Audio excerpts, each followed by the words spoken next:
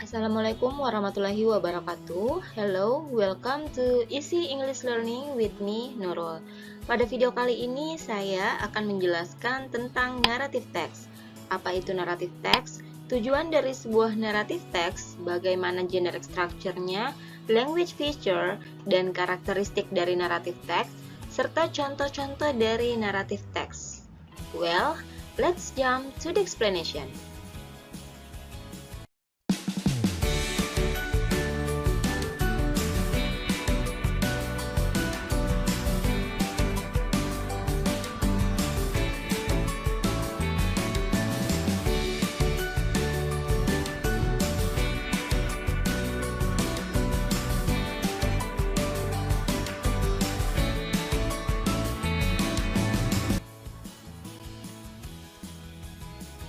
What is narrative text? Apa sih narrative text itu? Narrative text is a piece of text which tells a story to entertain the reader. It is a story with complication or problematic events and tries to find resolutions to solve the problems. Jadi, narrative text adalah teks cerita yang tujuannya untuk menghibur pembaca. Pada teks ini diceritakan tahapan terjadinya suatu masalah hingga penyelesaian masalah tersebut. Jadi naratif teks ini adalah sebuah teks yang berisi cerita tentang kejadian yang telah lampau atau sudah terjadi, dan tujuannya itu untuk menghibur pembaca. Nah, yang ingin saya tekankan di sini, naratif teks ini umumnya memang berupa imaginative story, tapi tidak harus selalu imaginative ya, karena kejadian yang benar-benar terjadi pun itu bisa menjadi sebuah narrative text. Contohnya personal experience and science fiction.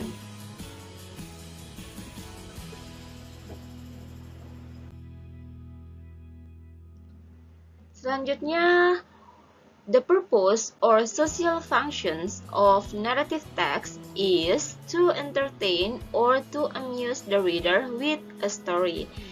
Jadi, tujuan dasar dari sebuah teks narasi adalah untuk menghibur dan menarik minat pembaca dengan menyajikan cerita atau peristiwa yang memiliki masalah, yang menimbulkan konflik, dan pada akhir cerita ada resolusinya, entah itu berakhir bahagia ataupun menyedihkan.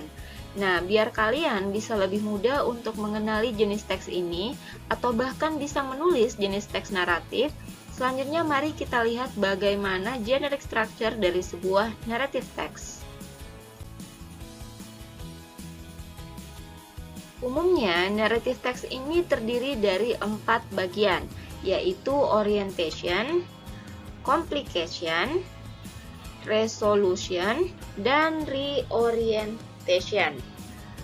Orientation merupakan salah satu ciri atau struktur dari naratif teks yang pasti ditulis pada awal sebuah cerita. Dalam orientation biasanya dimulai dengan pengenalan para karakter, kapan terjadinya sebuah peristiwa, latar belakang cerita, dan penjelasan lainnya agar pembaca paham dan kenal dengan dimensi dalam cerita. Struktur selanjutnya yaitu complication. Nah, complication ini terletak setelah orientation selesai. Complication terdiri dari paragraf yang menjelaskan awal masalah. Awal masalah ini juga akan mengawali rentetan plot atau alur cerita yang kemudian akan berlanjut pada konflik, klimaks, dan anti klimaks cerita. Umumnya, complication berisi interaksi antar pelaku peristiwa. Interaksi ini yang menimbulkan sebuah konflik atau pertentangan. Ada 3 jenis konflik yang mungkin terjadi di complication, yaitu natural conflict atau permasalahan pelaku dengan alam, social conflict atau permasalahan antar pelaku, dan psychological conflict atau permasalahan pelaku dengan dirinya sendiri. Nah, kita lanjut ke bagian ketiga, yaitu resolution. Resolution ini merupakan bagian dari paragraf yang menjadi akhir cerita. Maksudnya, dalam bagian ini terjadi penyelesaian masalah pada complication yang membuat jalan cerita berakhir. Jadi setiap permasalahan yang muncul pada paragraf sebelumnya atau di complication itu harus ada penyelesaiannya. Bisa ditutup dengan akhir yang menyenangkan atau happy ending, bisa juga berakhir tragis atau menyedihkan, atau biasa juga disebut dengan sad ending. Selanjutnya, bagian teks yang terakhir adalah reorientation. Nah, part ini merupakan bagian atau kalimat penutup yang menceritakan kondisi terakhir sang tokoh dalam cerita, atau biasanya juga berisi pesan moral cerita. Oh iya, bagian ini juga tidak wajib ada ya pada naratif teks, jadi hanya optional, boleh ada dan boleh tidak ada.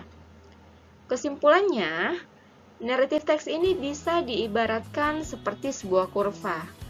Bagian ini adalah orientation, awal-awal cerita yang memperkenalkan who, siapa, what, apa, when, kapan, dan where, di mana sebuah cerita itu bermula. Kemudian berlanjut ke complication. Nah, di sini kurvanya naik karena di sini diceritakan awal mula hingga klimaksnya sebuah masalah. Lalu kurva semakin menurun karena di sini sudah mulai diceritakan penyelesaian masalahnya. Bagian ini disebut juga resolution. Kemudian di bagian akhir kurva yang semakin menurun ini adalah reorientation yang biasanya berisi pesan moral dari cerita. Oke, semoga penjelasan ini bisa dipahami ya. Kalau ada yang belum jelas, boleh ditanyakan di kolom komentar di bawah video ini. Sekarang, mari kita lihat genre atau jenis-jenis naratif teks. Jadi, naratif teks ini bisa berupa personal experience, fairy stories or fairy tale, folk tale, fables, myth, legend, science fiction, romance, and etc.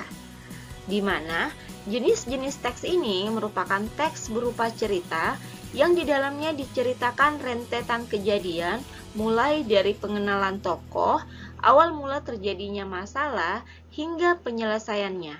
Sekarang, mari kita simak penjelasan dari masing-masing genre teks ini. Yang pertama adalah personal experience.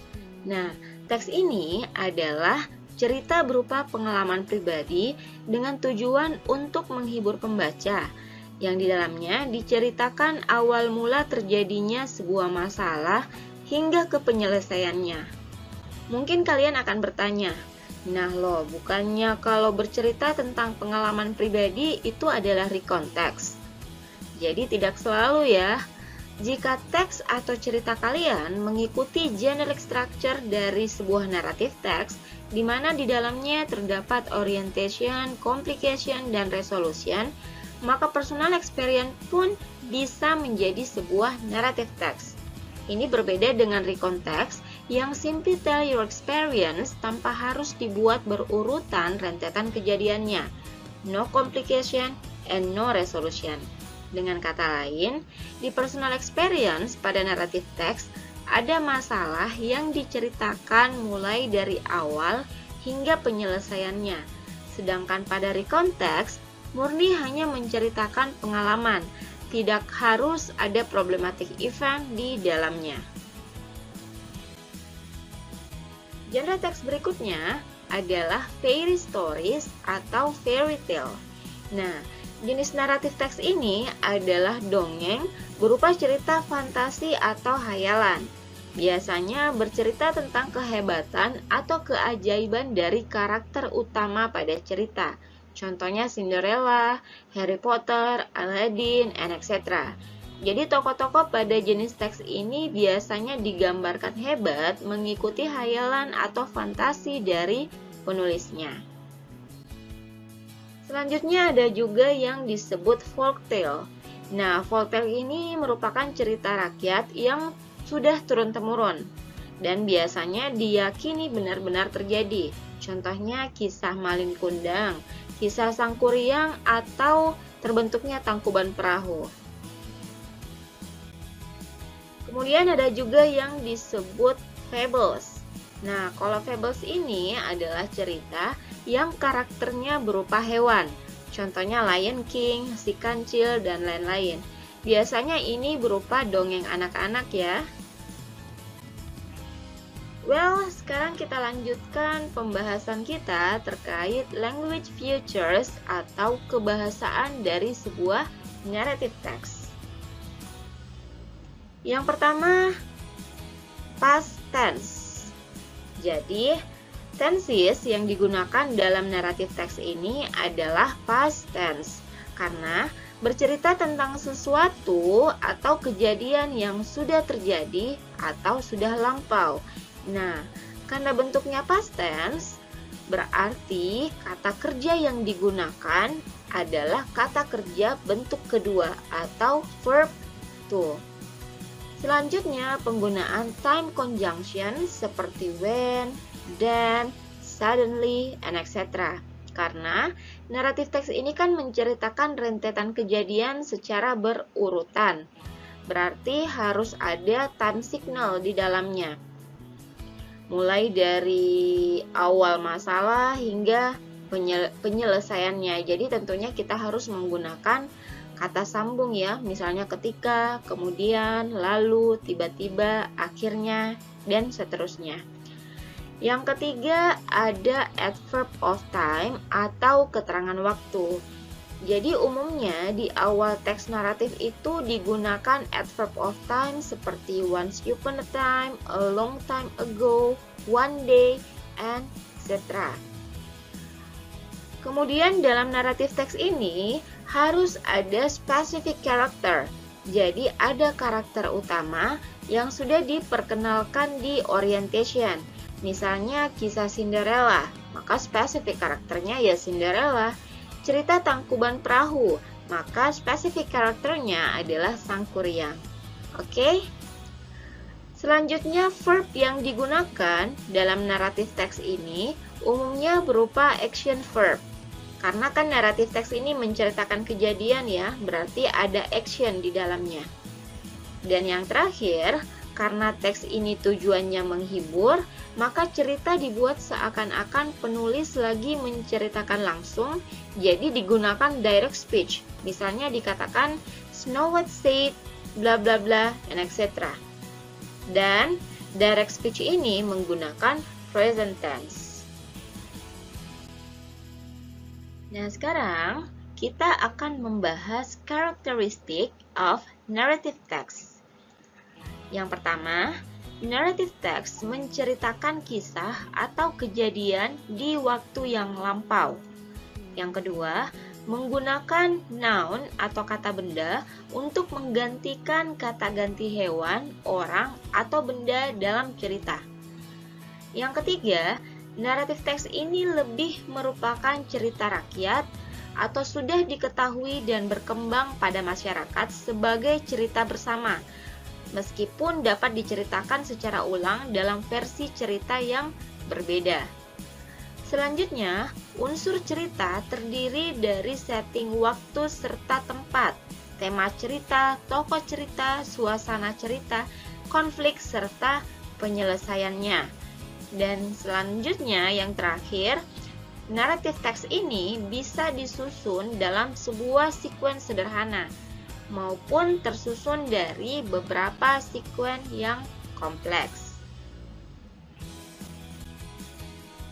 Well, berikut ini adalah contoh dari narrative text. Judulnya Cinderella. Nah, di sini kalian bisa lihat bahwa bagian awal paragraf ini merupakan orientation karena berisi pengenalan tokoh. Kemudian berlanjut dengan bagian complication. Nah, di bagian complication ini kita bisa lihat bahwa ada rentetan kejadian atau masalah yang diawali dengan keluarga kerajaan yang mengadakan sayembara pemilihan calon putri untuk pangeran. Diceritakan bahwa Cinderella ingin pergi, tapi ada masalah di mana ibu tirinya tidak mengizinkan. Selain itu, diceritakan juga bahwa Cinderella menangis. Dia ingin pergi tapi dia juga harus stay di rumah. Selain itu, Cinderella ini juga tidak punya gaun untuk ke pesta. Lalu Ibu Peri kemudian mengubah penampilan Cinderella, mengubah gaunnya lengkap dengan sepatu kaca. Ibu Peri juga mengubah tikus menjadi kuda putih untuk mengantar Cinderella. Nah, bagian ini merupakan resolution. Hingga akhirnya Cinderella bisa pergi meskipun harus kembali sebelum tengah malam. Nah, kalimat terakhir ini merupakan reorientation karena menceritakan kondisi terakhir tokoh dalam cerita. Oke, I think that's all penjelasan tentang narrative text. Thanks for watching dan semoga bermanfaat. Assalamualaikum warahmatullahi wabarakatuh.